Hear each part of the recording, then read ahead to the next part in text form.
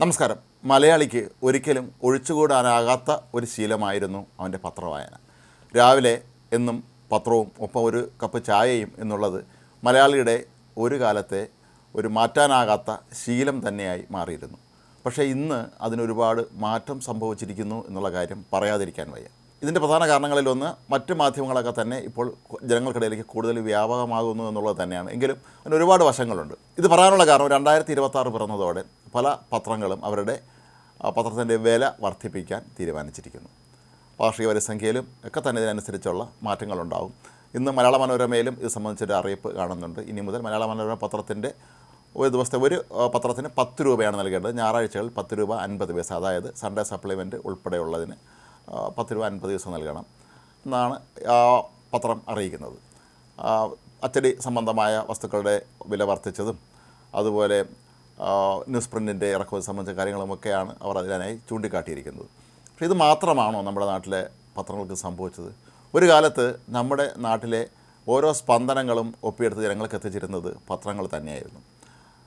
പലപ്പോഴും ഒരു കാര്യം ശരിയാണോ അല്ലയോ എന്നറിയാൻ ആളുകൾ പത്രത്തെ തന്നെ ആശ്രയിച്ചിരുന്നൊരു കാലമുണ്ടായിരുന്നു. നമ്മുടെ നാട്ടിൽ ഇലക്ട്രോണിക് മാധ്യമങ്ങൾ വളർന്നു വന്ന കാലത്ത് പോലും ഒരു വാർത്ത ശരിയാണോ ആധികാരികമാണോ എന്നറിയാൻ പലപ്പോഴും ആളുകൾ പത്രങ്ങളെ തന്നെ ആശ്രയിക്കുന്ന ഒരു രീതിയും കേരളത്തിലുണ്ടായിരുന്നു. കേരളത്തെക്കുറിച്ച് പറയുമ്പോൾ ഇന്ത്യയിൽ ഏറ്റവും സാക്ഷരതയുള്ള ഈ സംസ്ഥാനത്ത് ആളുകൾ സാമ്പത്തിക സ്ഥിതി അല്പം മോശമാണെങ്കിൽ പോലും പത്രം വരുത്തുന്ന ശീലം എല്ലാവർക്കും ഉണ്ടായിരുന്നു.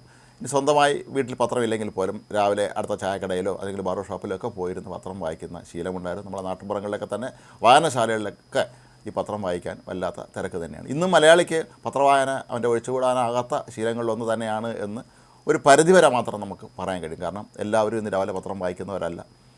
പണ്ടൊക്കെ ഒരു ദിവസം രാവിലെ പത്രം വായിക്കാതെയാണ് വീട്ടിൽ നിന്ന് പുറത്തിറങ്ങുന്നത് എങ്കിൽ തൻ്റെ സുഹൃത്തുക്കളുമായി സംസാരിക്കാൻ പോലും ബുദ്ധിമുട്ടാണ് എന്ന് പറഞ്ഞിട്ടുള്ള ചില ആളുകളെ നമുക്കറിയാം. കാരണം എന്താണ് സംസാരിക്കാനുള്ള വിഷയം പോലും അറിയില്ല. പത്രത്തിൽ വന്ന കാര്യങ്ങളെക്കുറിച്ച് അവർ ചർച്ച ചെയ്യുമ്പോൾ തനിക്ക് മാറി നിൽക്കേണ്ട അവസ്ഥ വരുമെന്ന് പലരും അന്ന് പറയുന്നുണ്ടായിരുന്നു. പക്ഷേ ഇന്ന് ആ കാലമൊക്കെ മാറിപ്പോയിരിക്കുന്നു.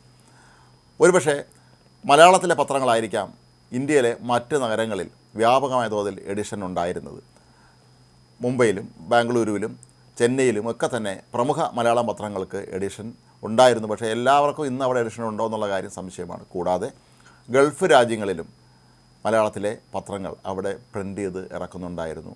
അതും ഇന്ന് എത്ര എഡിഷനുകൾ അവിടെ നിലനിൽക്കുന്നുണ്ട് എന്നുള്ളത് അറിയില്ല. ഏതായാലും ഇലക്ട്രോണിക് മാധ്യമങ്ങളുടെ വരവ് തന്നെയാണ് ഒരു പരിധിവരെ പത്രങ്ങളുടെ പ്രാധാന്യം ഇല്ലാതാക്കിയത് എന്ന് പറയേണ്ടി വരും.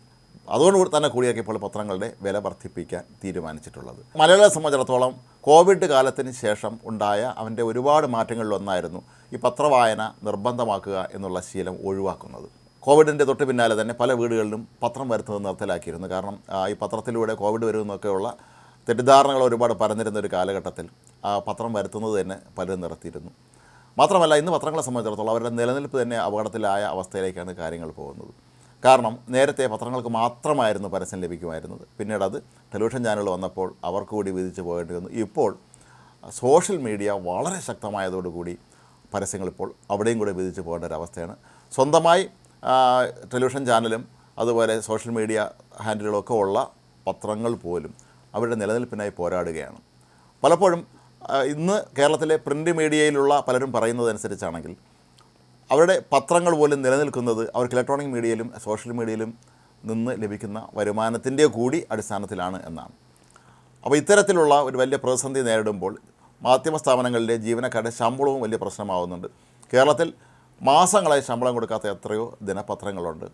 അത് അവരുടെ പ്രശ്നങ്ങൾ കൊണ്ടാണോ അവരുടെ കൃത്യമായ മാനേജ്മെൻറ്റിൻ്റെ പിടിപ്പുകേട് കൊണ്ടാണോ എന്നുള്ള കാര്യമൊന്നും ഇനിയും വ്യക്തമല്ല. എങ്കിൽ പോലും മാധ്യമ പ്രവർത്തനം വലിയ തോതിലുള്ള ഒരു ബാധ്യതയായി മാറിക്കൊണ്ടിരിക്കുന്ന ഒരു കാലഘട്ടത്തിലൂടെയാണ് നമ്മളിപ്പോൾ കടന്നുപോയിക്കൊണ്ടിരിക്കുന്നത്. കേരളത്തിൽ എല്ലാവരും മാധ്യമരംഗത്ത് പ്രവർത്തിക്കുന്നവരെ പത്രപ്രവർത്തകൻ എന്നാണ് വിളിച്ചിരുന്നത് എങ്കിൽ ഇന്നത് മാധ്യമപ്രവർത്തകൻ എന്നുള്ള അവസ്ഥയിലേക്ക് മാറിയിരിക്കുന്നു. കാരണം പത്രം മാത്രമല്ല, ബാക്കിയുള്ള ഇലക്ട്രോണിക് മീഡിയയും സോഷ്യൽ മീഡിയയും ഒക്കെ തന്നെ അവിടെയൊക്കെ തന്നെ ആർക്കും പത്രക്കാരനാവാനുള്ള ഒരു അവസരമുണ്ട്. മാത്രമല്ല, പണ്ടൊക്കെ പത്രം മാത്രമുണ്ടായിരുന്നൊരു കാലഘട്ടത്തിൽ, അതല്ലെങ്കിൽ ഒന്നോ രണ്ടോ ടെലിവിഷൻ ചാനൽ മാത്രം ഉണ്ടായിരുന്നൊരു കാലഘട്ടത്തിൽ ഒരു വാർത്ത അതിൻ്റെ വിശദാംശങ്ങൾ അറിയാൻ നമ്മൾ അടുത്ത ദിവസം വരെ കാത്തിരിക്കേണ്ട ഒരവസ്ഥയുണ്ടായിരുന്നു. പക്ഷേ ഇന്നതൊക്കെ മാറി.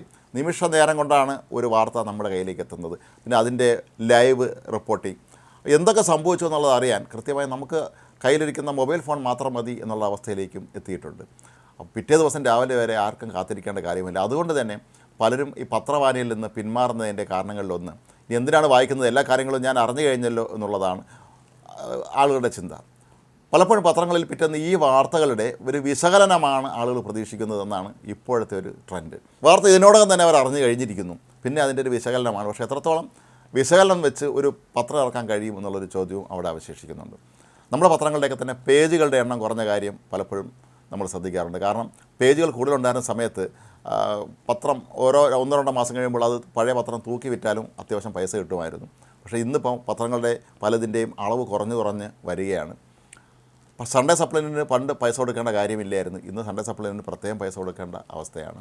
അപ്പോൾ ഇങ്ങനെയൊക്കെ നോക്കുമ്പോൾ വല്ലാതെ ചിലവ് കൂടുന്ന ഒരു സാഹചര്യത്തിലൂടെ നമ്മൾ കടന്നു പോകുമ്പോൾ, അതല്ലെങ്കിൽ ഒരുപാട് പേർക്ക് ജോലി നഷ്ടപ്പെട്ട അല്ലെങ്കിൽ ബിസിനസ്സുകളൊക്കെ തന്നെ വലിയ തോതിൽ കോവിഡ് കാലത്തിന് ശേഷം തിരിച്ചടി ഉണ്ടായ ആളെ സംബന്ധിച്ചിടത്തോളം തന്നെ ഈ പത്രം വരുത്തുക, അതിന് മാസവരി സംഖ്യ കൊടുക്കുക തുടങ്ങിയ കാര്യങ്ങൾ അവർക്ക് ബുദ്ധിമുട്ടായി മാറുന്ന ഒരു കാലഘട്ടം തന്നെയാണിത്.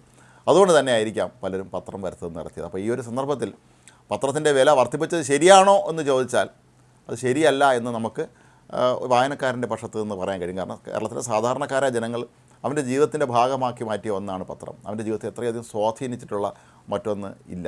നമുക്കറിയാം, നമ്മുടെ കേരളത്തിലെ പത്രപ്രവർത്തനം നൂറ്റാണ്ടുകൾക്ക് മുമ്പ് ആരംഭിച്ച കാലത്ത് പോലും അന്നും നമ്മുടെ നാട്ടിലെ ജനങ്ങൾ പത്രം വായിക്കുകയും അതിന്മേൽ പ്രതികരിക്കുകയും ഒരുപാട് സാമൂഹ്യ മാറ്റങ്ങൾ ഉണ്ടാകാൻ നമ്മുടെ സ്വാതന്ത്ര്യ സമരത്തിലൊക്കെ തന്നെ പത്രങ്ങൾ വഹിച്ച പങ്ക് വളരെ വലുതാണ്. കേരളത്തിലെ പ്രമുഖ പത്രങ്ങൾക്കൊക്കെ തന്നെ ഇന്ന് സ്വന്തമായി ടെലിവിഷൻ ചാനലും അതുപോലെ അവരുടെ സോഷ്യൽ മീഡിയ ഹാൻഡിലുകളുമൊക്കെ തന്നെ ഉണ്ട്.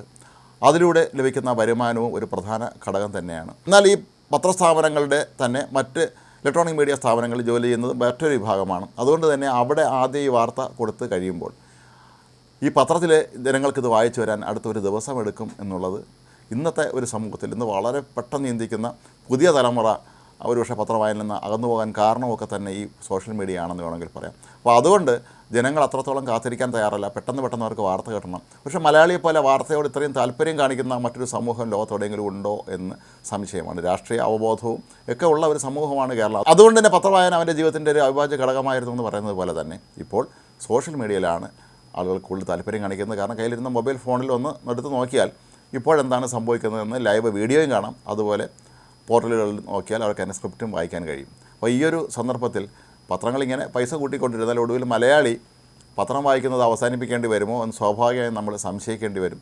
നമ്മുടെ നാട്ടിലെ പത്ര സ്ഥാപനങ്ങൾ നേരിടുന്ന പ്രതിസന്ധി ഒരു വശത്ത് ഉണ്ട് എങ്കിൽ പോലും അവർക്ക് ലഭിക്കുന്ന പരസ്യങ്ങൾ ഇപ്പോഴും വലിയ തോതിൽ തന്നെയാണ് എത്തുന്നത്. നമുക്കറിയാം, ഇന്ന് മലയാളം പത്രങ്ങൾ എടുത്ത് നോക്കിയാൽ അതിൽ വാർത്തയ്ക്കുള്ള സ്ഥലം വളരെ കുറവും പരസ്യങ്ങൾക്കുള്ള സ്ഥലം വളരെ കൂടുതലുമാണ്. ഒന്നാം പേജിൽ മൊത്തത്തിൽ പരസ്യം നൽകുന്ന സംവിധാനം ഇപ്പോൾ മലയാളത്തിൽ മാത്രമല്ല കേരളത്തിൽ നിന്നിറങ്ങുന്ന ഇംഗ്ലീഷ് മാധ്യമങ്ങളിലുമൊക്കെ തന്നെ വളരെ വ്യാപകമായിക്കൊണ്ടിരിക്കുന്നൊരു കാലഘട്ടമാണ്. ആളുകൾക്ക് വായിക്കാൻ വേണ്ടി വളരെ കുറച്ച് സ്ഥലം ഇടുകയും ബാക്കി മുഴുവൻ പരസ്യങ്ങൾ കൈയേറുകയും ചെയ്യുന്ന ഒരു പ്രശ്നവും അവിടെ അവശേഷിക്കുന്നുണ്ട്. പത്രങ്ങളുടെ വലിപ്പം കുറയുന്നുണ്ട്. അപ്പോൾ ഏതായാലും ഈ ഒരു പത്രങ്ങളുടെയൊക്കെ തന്നെ വില വർധന എങ്ങനെ ബാധിക്കുമെന്നറിയാൻ ഏതാനും മാസങ്ങൾ മാത്രം നമ്മൾ കാത്തിരുന്നാൽ മതി. കാരണം നിയമസഭാ തെരഞ്ഞെടുപ്പ് അടുത്തുകൊണ്ടിരിക്കുകയാണ്. ഇനി 2-3 മാസങ്ങൾ മാത്രമാണ് അതിന് ബാക്കിയുള്ളത്. ആ സമയത്തൊക്കെ തന്നെ കേരളത്തിലെ പത്രങ്ങൾക്കാണോ അല്ലെങ്കിൽ ഇലക്ട്രോണിക് മീഡിയയ്ക്കാണോ ജനങ്ങൾക്കിടയിലേക്ക് കൂടുതൽ ആഴത്തിൽ സ്വാധീനം ചെലുത്താൻ കഴിയുക എന്നുള്ള കാര്യം വ്യക്തമാകും. പത്രങ്ങൾ അവരുടെ നിലനിൽപ്പിന് വേണ്ടി പോരാടുമ്പോൾ ജനങ്ങളെ സംബന്ധിച്ചിടത്തോളം അവർ അവരുടെ ജീവിത സന്ധാരണം പലരുടെയും ബുദ്ധിമുട്ടിലായൊരു സന്ദർഭം കൂടിയാണ് ഇപ്പോൾ. അത് തന്നെയാണ് ഇവിടെ കേരളത്തിൽ പത്രങ്ങളുടെ പ്രസക്തി കൂടുമോ കുറയുമോ ഇല്ലയോ എന്നുള്ള കാര്യം നമ്മെക്കൊണ്ട് ആഴത്തിൽ ചിന്തിപ്പിക്കുന്നത്.